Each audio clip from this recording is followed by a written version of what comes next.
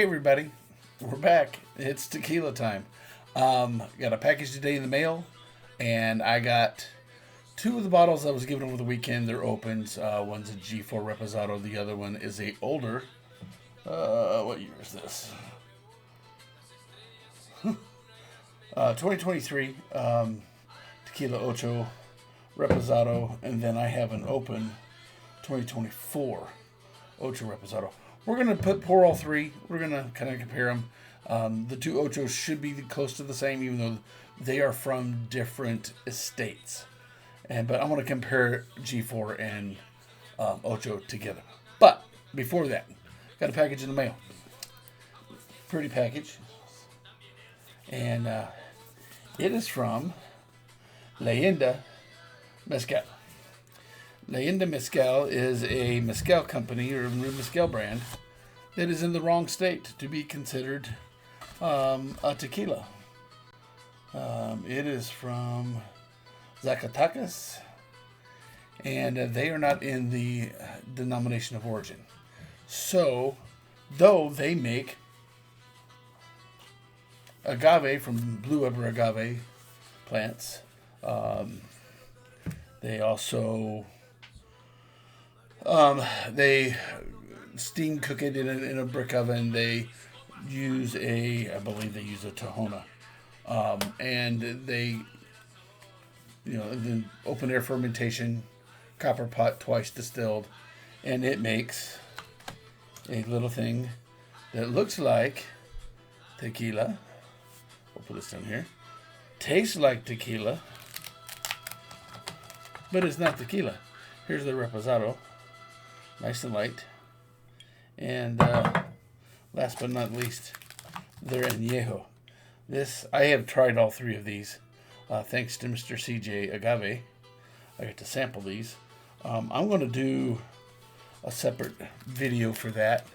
And we will try all of these. Little 200 milliliter bottles. Yes, I paid for them. This is not a gift. I wanted to try them before I went out and bought them. They're a little pricey.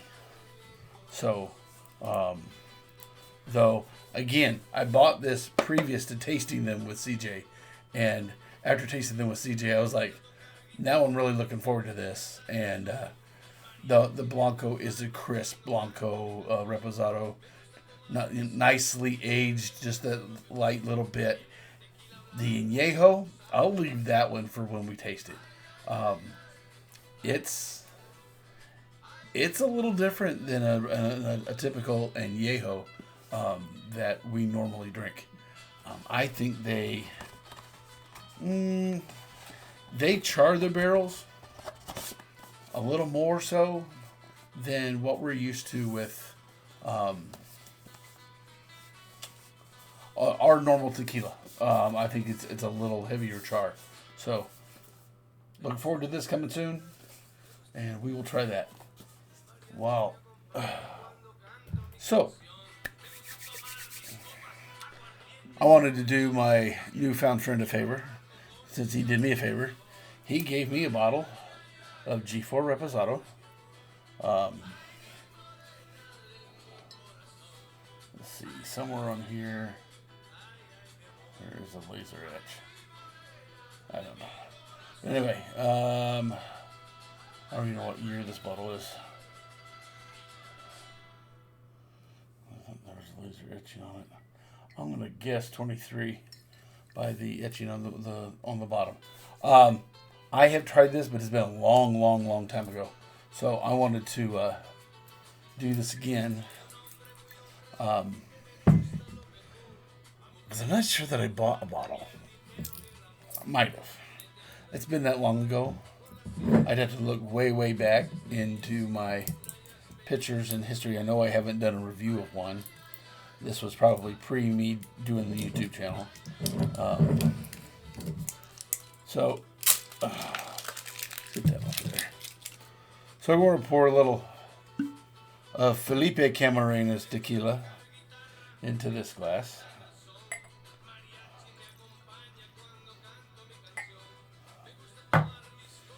And then I'll leave these bottles in front of the glasses.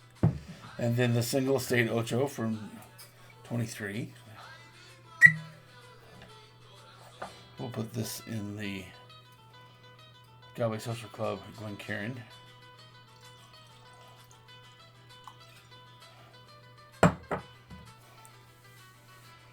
Oh, been a good week. Looking forward to a few things hopefully this weekend. Not sure if things are going to happen, but Friday I have a Zoom with Mary Carmen that I will be attending with Valor Tequila. And hopefully between now and then, I find a bottle of Valor Tequila. I thought they had some at Macadoodles and not showing it on the inventory. So before I go waltzing off that way, I'm going to have to go find some. That's the wrong place. Okay. Let's give this a little nosing and see where we're at.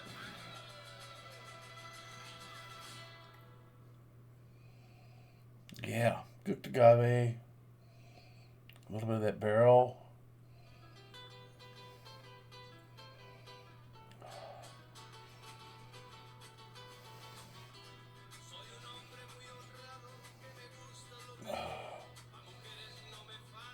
Nice little baking spices going on in there.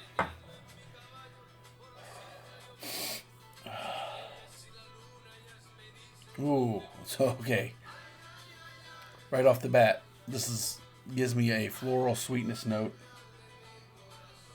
Cooked agave. Little hints of baking spices on the nose from the barrel. I'm going to go back to the G4.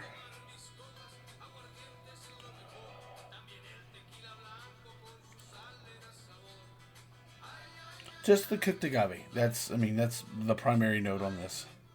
I'm sure there's probably a little more to it. Not picking it up with my nose. For other people, that would probably not be a problem.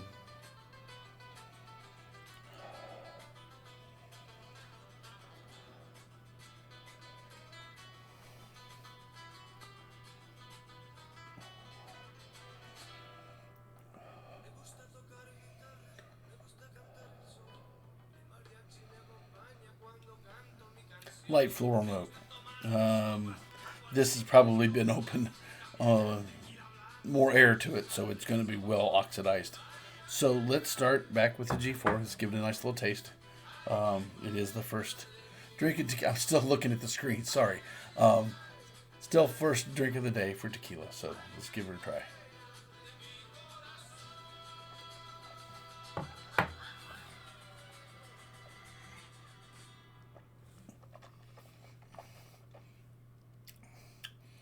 Num num num. Cooked agave and pepper. That's all I'm getting right now. Cooked agave and pepper. I gotta look at the camera. Camera. I'm not gonna get used to this. I'm not sure what I'm gonna do. I want to look down at the screen down in front, underneath the camera, and it puts my looking at the wrong place. We're going to go back here to the newest Ocho.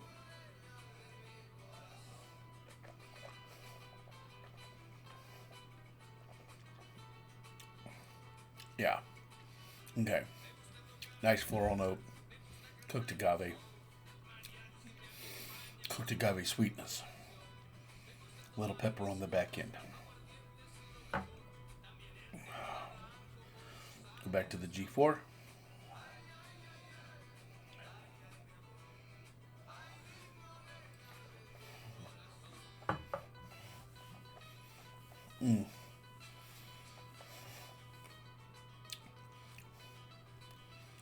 Yeah, that's better. Cooked agave. Loads cooked agave. A little pepper on the back end. Sweet. Not overly. But definitely better second drink through. So out of the two, they're both not nice. They're completely different. And I say that completely different. The flavor profiles are variant enough that between Carlos's tequila and Felipe's tequila, they're not twins. They're not comparable. There's different processes in how they do what they're doing. What water they use, how long they cook it, what yeast they use for fermentation. All of that affects the flavor profile and the aroma profile. So those are going to be completely different. So they are both good reposados, but they're different. And so now I want to go between the two Ochos, the two different years, and of course different fields. On this one, I got a nice floral note off the nose and cooked agave.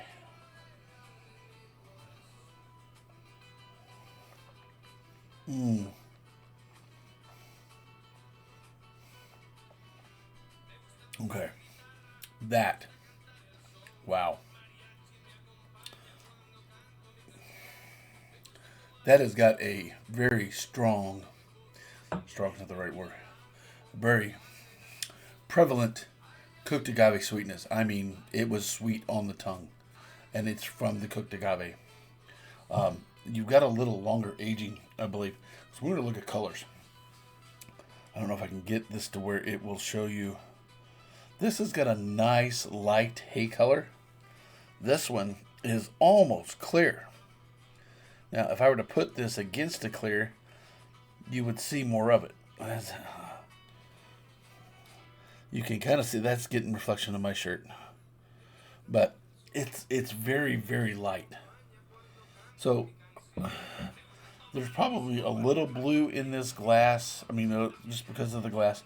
But this has definitely been aged a smidgen bit longer than the 2024 version. Yeah. Of course, also, the Porto Grande estate could have a lot to do with it. It could be a much sweeter agave, or with the makeup of the soil, because that's going to change the terroir. Excuse me. So these two are similar, but yet different. Mouthfeel is very similar. Overall production will be exactly the same till you get to the barreling. I don't know how long this was in the barrel. I didn't look it up I'm not looking that close. I'm not sure I could find it out, even if I was looking on Tequila Matchmaker Agave Matchmaker, that I would find how long they were in the barrel. I could be wrong. I'm not going to go look it up. It's not that important. Out of these three barrels, I'm going to go. This one is my number one pick. I like that upfront agave sweetness on the palate, and then nice, smooth, little pepper on the back end. Very, very, very delicious, very easy to drink. Like that a whole lot. Second choice is probably going to be the G4 Reposado. I liked the cooked agave, and for a different day, that might be number one as far as which one I would pick. It has a lot more pepper on the back end. Some people might like that better, and that would be their pick. The Ocho this year's, now I know this was really good when I opened it, but I mean it's sat probably 3/4 of the way empty for probably 3 or 4 months, and it's got a good seal. So it's been that oxidized by the air that's in the bottle.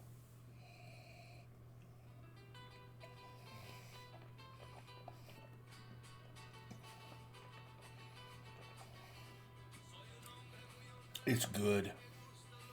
It's just toned down. compared to the other two, which is not bad. It's not bad at all.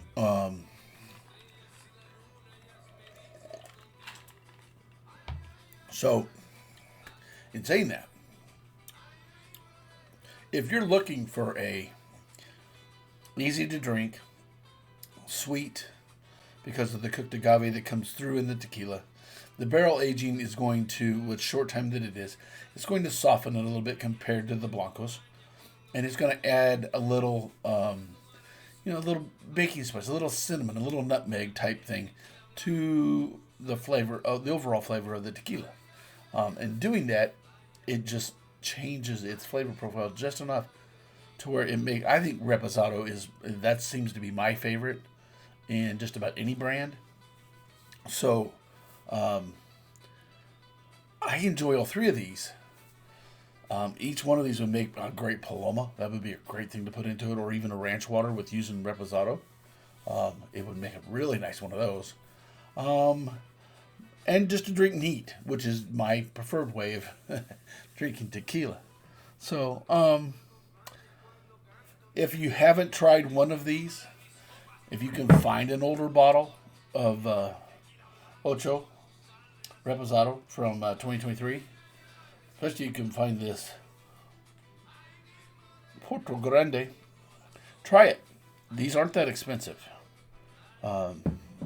They're probably $50 range somewhere.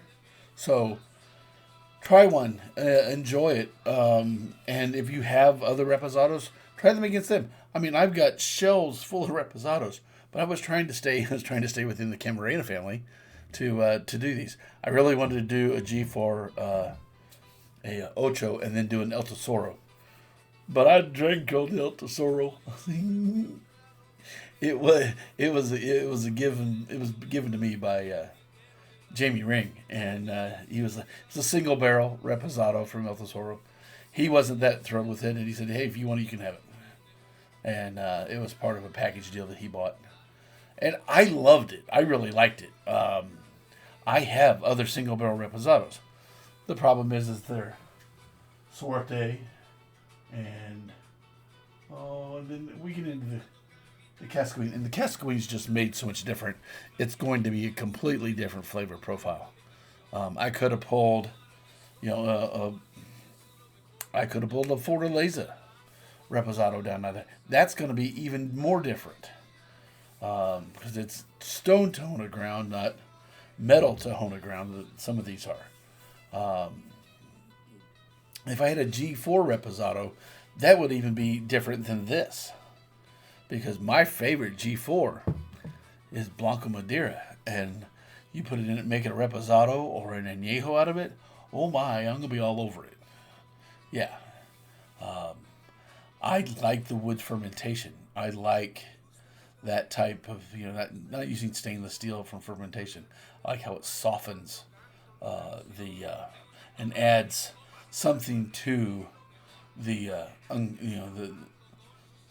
mosto of the tequila. So, wow, it's a nice little thing. We just do something a little short, a little quick. Say hey, like I said, Friday on check out Mary Carmen Ortiz Conway on Facebook and Instagram. She has links to the Zoom on Friday with Christina, with Valor. I think it's going to be a fun time. I'm still going to be hunting for a bottle in the Kansas City area without having to go too far out of my way, hopefully. And I may have to make a swing by Lee Summit and go check. I swear there was a bottle there a couple weeks ago, so it may be there and gone, and then again, it may not be in the inventory. So I'm going to go by and look because I would like to have a bottle of Allure for the Zoom call. If not, I got plenty to pick from. So,